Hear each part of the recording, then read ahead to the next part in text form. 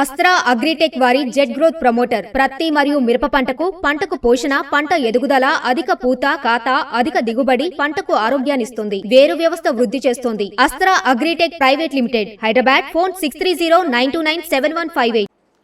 అందరికీ నమస్తే అండి. ఇప్పుడు ఒకవైపు వరద ముంచెత్తింది. విజయవాడ నగరంలో దాదాపుగా 30% ప్రాంతం అజిత్ నగరు, సింగ్ నగరు అండ్ రాజరాజేశ్వరిపేట, భవానీపురం నుంచి లోపల ఈ ప్రాంతం చాలా వరకు కూడా వరదలో ముంచెత్తింది. అయితే యాక్చువల్లీ విజయవాడకు వరద అంటే అందరికీ తెలిసి విజయవాడలో కృష్ణానది ఉంది కదా, కృష్ణానది పొంగి పొర్లిందేమో విజయవాడ నగరంలోకి వచ్చిందేమో అనుకుంటారు. కానీ అది కృష్ణానది పొంగి పొర్లిన వరద కాదు, బుడమేరు పొంగి పొర్లిన వరద. బుడమేరు అనేది ఒక చిన్న కాలువ లాంటిది, వాగు లాంటిది. ఆ వాగే పొంగి పొర్లితే విజయవాడలో 30% దాదాపుగా 2.5 లక్షల మంది ప్రజలు 2 రోజులకు పైగా వరద నీటిలో చిక్కుకున్నారు. అదే ఒక పెద్ద మహానది లాంటి కృష్ణానది పొంగి పొర్లితే ఎలా ఉంటుంది? చాలా దారుణమైన పరిస్థితులు ఉంటాయి.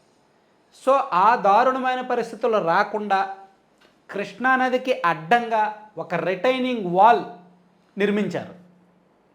సో ఈ క్రెడిట్ మీద ఇప్పుడు విపరీతమైన రాజకీయం జరుగుతోంది. 2 పార్టీలు కూడా మా క్రెడిట్ అంటే మా క్రెడిట్, మా క్రెడిట్ అంటే మా క్రెడిట్ అంటున్నాయి. ఇంతకీ ఇది ఎవరి క్రెడిట్? కృష్ణానదిలో రిటైనింగ్ వాల్ నిర్మాణం ఎవరి క్రెడిట్ అనేది నేను నిన్న వెళ్ళి ఆ రిటైనింగ్ వాల్ చూశాను, ఆ స్థానికులతో మాట్లాడాను. ఆ యనమల కుదురు, కృష్ణలంక, రాణిగారి తోట, అక్కడున్న పబ్లిక్తో కూడా మాట్లాడాను. ఎప్పుడు కట్టారు, ఎవరు కట్టారు, ఇదంతా కూడా మాట్లాడి వాళ్ళ సమస్యలు తెలుసుకున్నాను. దానివల్ల ప్రయోజనాలు అవన్నీ కూడా ఇప్పుడు ఒకసారి మీరు చూడొచ్చు అన్నమాట. ఇదిగోండి, ఇది రాణిగారి తోట ఏరియాలో, ఇది రాణిగారి తోటలో ఈ రిటైనింగ్ వాల్, దాంతోపాటు ఈ పార్కు కూడా కట్టారనమాట అక్కడ వాకర్స్ కోసం. ఈ రిటైనింగ్ వాల్ జస్ట్ ఇంకొక అడుగు వస్తే చూడండి, ఈ రిటైనింగ్ వాల్ లేకపోతే చాలా కష్టమయ్యేది. నీళ్ళు ఇళ్ళ మీదకి వచ్చేసేవన్నమాట. ఇదిగోండి, అక్కడ స్థానికులందరూ దాన్ని చూడడానికి వస్తున్నారు. నిన్న ఉదయం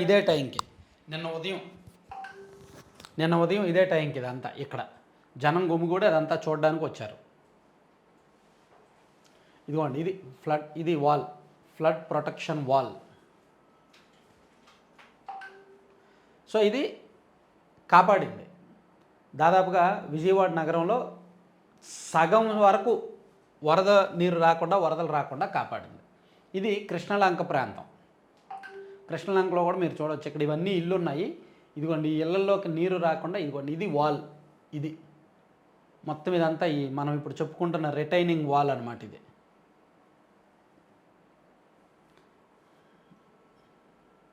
ఇదిగోండి, ఇక్కడ మనకు క్లియర్గా కనిపిస్తుంది. ఇక్కడేమో నది పారుతూ ఉంది, ఫ్లోటింగ్ ఎక్కువ ఉంది. ఇక్కడ వాల్ అడ్డంగా ఉంది. ఆ నది ఈ ఇళ్ళ మీదకి రాకుండా ఇక్కడ రిటైనింగ్ వాల్ అడ్డంగా ఉంది.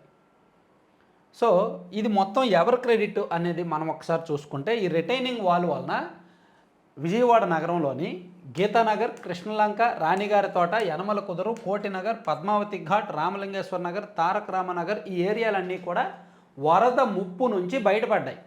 లేకపోతే ఈ పాటికే వీళ్ళందరినీ కూడా ఎక్కడికో సురక్షిత ప్రాంతాలకు తరలించాల్సి వచ్చేది. ఈ ప్రాంతాలన్నీ కూడా నీట మునిగిపోయేవి. ఇక్కడ ఉన్న చిన్న చిన్న ఇల్లే, ఇదంతా కూడా స్లమ్ ఏరియా, చిన్న చిన్న ఇల్లు. వాళ్ళు రోజువారీ కూలీ పనులు చేసుకునే వాళ్ళు, డైలీ వేజ్ వర్కర్స్, వాళ్ళ ఇల్లు మునిగిపోతే మళ్ళీ కట్టుకోవడానికి సంవత్సరాలు పడతాయి. సో ఆ ముప్పు నుంచి బయటపడ్డారు. ఇది ఎవరి క్రెడిట్ అనేది ఇక్కడ ఒక పెద్ద చర్చ కదా. ఇప్పుడు ఒక క్లారిటీ ఇస్తా. ఈ వాల్ 3 ఫేజెస్లో జరిగింది, 3 దశల్లో జరిగింది. ఫేజ్ 1 2019 నాటికే పూర్తయిపోయింది, టీడీపీ హయాంలోనే పూర్తయిపోయింది. యాక్చువల్లీ ఈ వాల్ నిర్మాణానికి 2009లో అప్పటి రాజశేఖర రెడ్డి గారు కొత్త ప్రభుత్వం వచ్చిన తర్వాతే దీని మీద నిర్ణయించారు. ఆ తర్వాత రాజశేఖర రెడ్డి గారి మరణం తర్వాత రోషయ్య గారి దగ్గరికి ఫైల్ వెళ్ళింది. రోషయ్య గారి దగ్గరికి ఫైల్ వెళ్తే సీఎంఓలో ఫైల్ ఉంది. రోషయ్య గారు ఎక్కువ కాలం సీఎంగా లేరు కదా.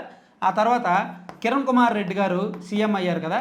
కిరణ్ కుమార్ రెడ్డి గారు సీఎం అయిన తర్వాత దాన్ని అప్రూవ్ చేశారు, ఆమోదించారు ఆ ఫైల్ని.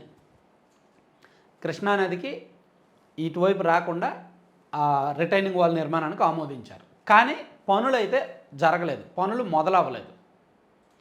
జస్ట్ ఆ ఫైల్ ఆమోదం వరకు అక్కడ వరకు జరిగింది. ఆ తర్వాత చంద్రబాబు నాయుడు గారు సీఎం అయిన తర్వాత 2014 తర్వాత ఫైల్ మూవ్ అవ్వడం, దానికి నిధులు కేటాయించడం, ఇవన్నీ జరిగి 165 కోట్ల వ్యయంతో,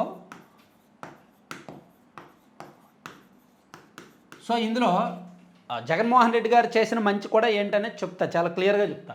సో ఫస్ట్ ఫేజు 165 కోట్ల వ్యయంతో 2.35 కిలోమీటర్లు, అంటే 2 కిలోమీటర్ల 350 మీటర్లు అనుకోవచ్చు, వాల్ పూర్తి చేశారు.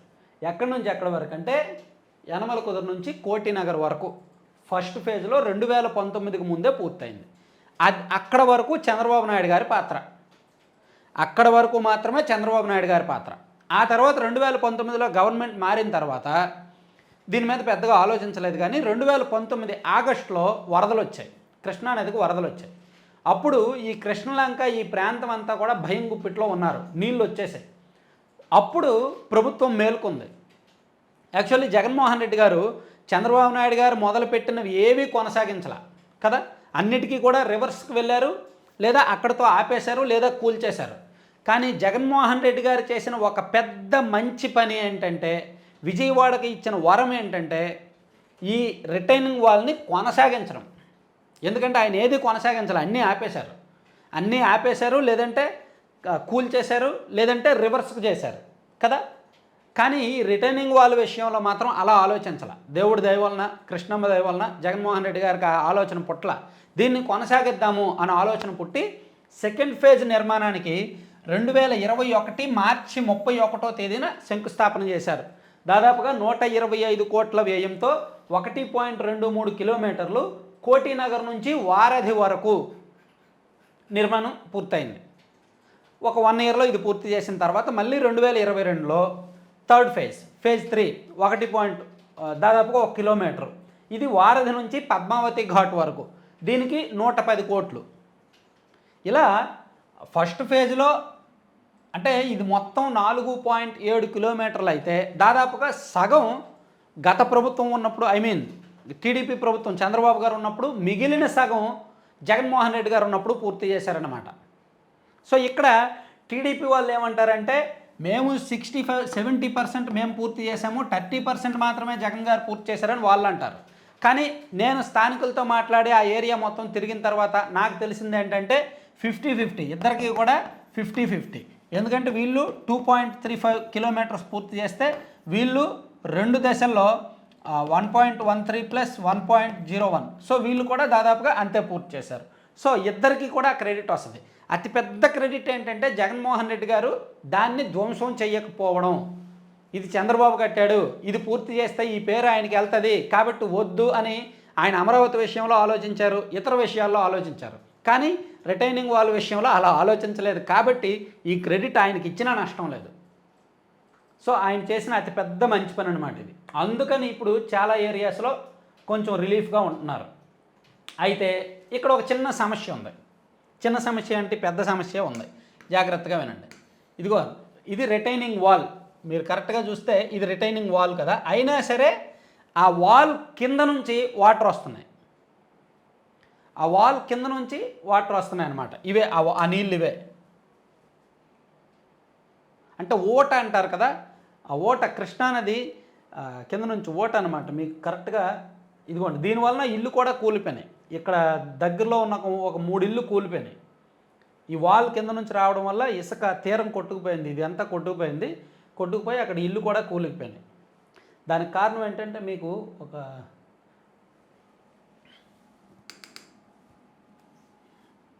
ఇదిగోండి వాల్, ఇది నదీ గర్భంలో, ఇది నదీ గర్భం కదా, ఇక్కడ వాల్ కట్టారు కదా, ఈ కింద నుంచి నీళ్ళు వచ్చాయన్నమాట. ఈ కింద నుంచి నీళ్లు రావడం వల్ల, నదీ గర్భం కింద నుంచి నీళ్లు రావడం వలన ఆ ఓట వ్యాపించి ఆ దగ్గరలో ఇళ్ళకి వచ్చాయి. దానివల్ల ఏంటంటే సమ్ క్వాలిటీ లేకపోవడం కానీ, నదీ గర్భం లోపల కట్టకపోవడం కానీ.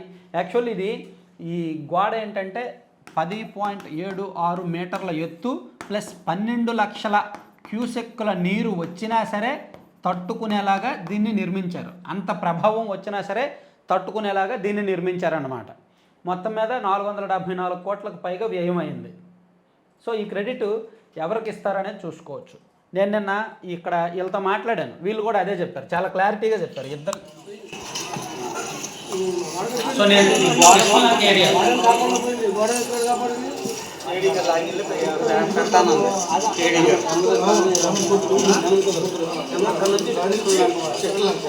ఇక్కడ ఎదురు క్లోజ్ అండి మొత్తం అండి 5-6 ఈ వారం మొత్తాన్ని కాపాడినట్టు అది మటుకు వస్తుంది జగన్ చంద్రబాబు ఇద్దరు సగం పూర్తి చేశారా? సొంతం పూర్తి చేశారు. అంతే కదా, ఆయన ఉన్నప్పుడు సగం కడితే లేదంటే మొత్తం రాణి గారు అంతకుముందు చంద్రబాబు నాయుడు రాణి గారి వరకు అట్లా వచ్చిందండి. ఈ తర్వాత ఈ రాజశేఖర పూర్తి చేసి దాన్ని ఆపను ప్రభుత్వం మాత్రం నేను ఆపను అది పూర్తి చేస్తున్నా పూర్తి చేసి అది మంచిదండి. సో అది అంటే గవర్నమెంట్ మారినా సరే ఆయన చేసిన ఒక పెద్ద మంచి పని ఆ వాల్ని ఆపకపోవడం. కాబట్టి ఈ రిటైనింగ్ వాల్ విషయంలో అనవసరమైన రాజకీయం అక్కర్లా, అనవసరమైన క్రెడిట్ అక్కర్లా. ఇందులో ఇద్దరు కూడా మంచి చేశారు. ఆయన ప్రారంభించారు, ఈయన ముగించారు. ఆయన సగం కట్టారు ఫస్ట్ ఫేజ్లో, ఈయన 2-3 ఫేజులు కట్టారు. ఆయన 165 కోట్లు ఖర్చు పెట్టారు, ఈయనేమో 235 కోట్లు ఖర్చు పెట్టారు. సో అది ఓవరాల్గా ఈ రిటైనింగ్ వాళ్ళకి సంబంధించి. సో ఆ క్రెడిట్ ఇద్దరు తీసుకోండి, ఎవరిదేంటని అనవసరమైన గొడవ. కాకపోతే ఆ వాల్ వలన విజయవాడని కాపాడారు, ఆ పుణ్యం ఇద్దరు కొట్టుకున్నారు. Thank you.